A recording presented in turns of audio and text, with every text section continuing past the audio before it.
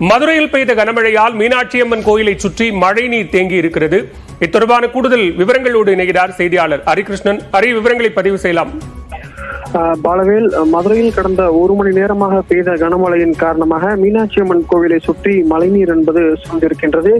மதுரை மீனாட்சி அம்மன் கோவிலை சுற்றி இருக்கக்கூடிய அந்த சித்திரை வீதிகளுக்கு கிட்டத்தட்ட ஒரு 2 அடி உயரத்திற்கு மழைநீர் என்பது தேங்கி நிற்கின்றது.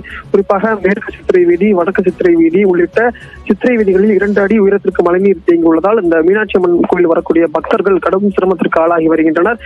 கோயிலை பொறுத்தவரையில் வெளி மாநிலங்கள் மற்றும் வெளி மாவட்டங்களில் இருந்தும் கார்த்திகை மாதம் என்பதால் ஐயப்ப பக்தர்கள் ஏராளமான பக்தர்கள் இந்த கோயிலுக்கு வருகை தருவார்கள். இந்த மழைநீர் தேங்கி நிற்பதன் காரணமாக அவர்கள் கோயிலுக்கு உள்ளே செல்வதில் ஒரு சிக்கல் என்பது ஏற்பட்டிருக்கின்றது. இந்த மழைநீர் என்பது 2 அடிக்கு தேங்கி நின்று கோயிலுக்கு உள்ளேயும் செல்லும் ஒரு சூழ்நிலை என்பது ஏற்பட்டிருக்கிறது. மதுரையை பொறுத்தவரையில் நேற்று இரவு துவங்கி அதிகாலை வரை விட்டு மழை பெய்த நிலையில் தற்பொழுது கடந்த ஒரு மணி நேரத்திற்கும் மேலாக மாநகர் பகுதிக்கான சிம்மக்கல், மீனாட்சி அம்மன் கோவில், அண்ணா நகர், பெரியார் பேருந்து நிலையம், அதே போல திருப்பரங்குன்றம் உள்ளிட்ட பல்வேறு மாநகர் பகுதிகளிலும் வாடிப்பட்டி, சோழவந்தான், துறை உள்ளிட்ட புறநகர் பகுதிகளிலும் பெய்த கனமழையின் காரணமாக மாநகர் மற்றும் புறநகர் பகுதிகளில் பல்வேறு இடங்களில் சாலைகளில் மழைநீர் என்பது தேங்கி நிற்கின்றது. தொடர்ந்து மாநகராட்சி அதிகாரிகள் இந்த சாலைகளில் தேங்கி நிற்கும் மழைநீரை அகற்றக்கூடிய பணியில் ஈடுபட்டு வருகிறார்கள். அதே போல இந்த மீனாட்சி அம்மன் கோவிலில் இருக்கக்கூடிய நீரை அகற்ற வேண்டும் என்ற பக்தர்கள் ஒரு கோரிக்கையை விடுத்திருக்கிறார்கள். பாலவேல், விவரங்களுக்கு நன்றி ஹரிகிருஷ்ணன்.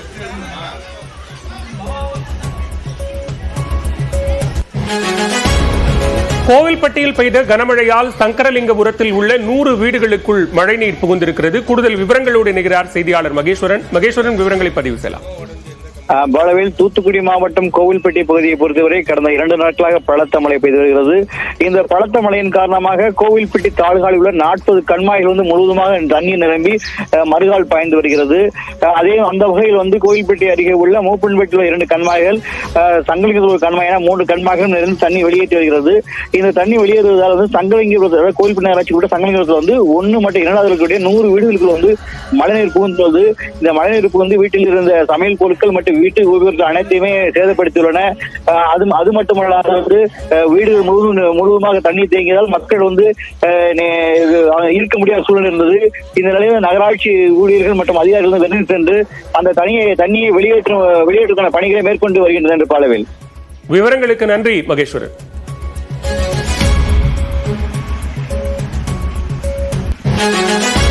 செம்பரம்பாக்கம் ஏரியில் நீர் திறக்கப்பட்டுள்ளதால் தாம்பரம் அருகே அஞ்சுகம் நகர் பகுதியில் நீர் தேங்கி இருக்கிறது. அங்குள்ள மக்களை காவல்துறையினர் வெளியேற்றி வருகிறார்கள்.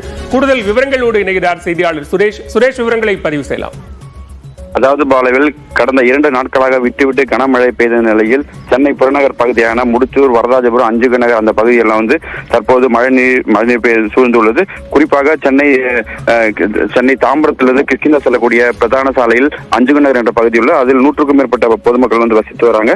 இந்த நிலையில திடீரென செம்பரம்பாக்கம் ஏரியிலிருந்து தண்ணீர் திறக்கப்பட்ட நிலையில் தற்போது 100க்கும் மேற்பட்ட வீடுகளில் தண்ணீர் புகுந்துள்ளது. இந்த தகவல் அறிந்த தாம்பரம் மாநகராட்சி அதிகாரிகள் உடனே பொதுமக்களை மீட்டு மற்றும் காவல்துறை மீட்டு அருகில் உள்ள தனியார் மண்டபத்தை தங்க வச்சிருக்காங்க. தொடர்ந்து அஞ்சுக நகர் பகுதியில் மட்டும் சுமார் 4 அடி வரைக்கு தண்ணீர் வீட்டுக்குள் புகுந்து பொதுமக்கள் அவதிப்பட்டு வராங்க. தொடர்ந்து அது மட்டுமின்றி அடையாறு ஆற்றில் வெள்ளம் பெருக்கெடுத்து ஓடுகின்றது. தொடர்ந்து மழை பெய்யும் என்னால் முடிச்சூர் ஏற்கனவே மழை பெய்தாலே முடிச்சூர் பகுதியில் பெருவது பாதிக்கப்படக்கூடும்.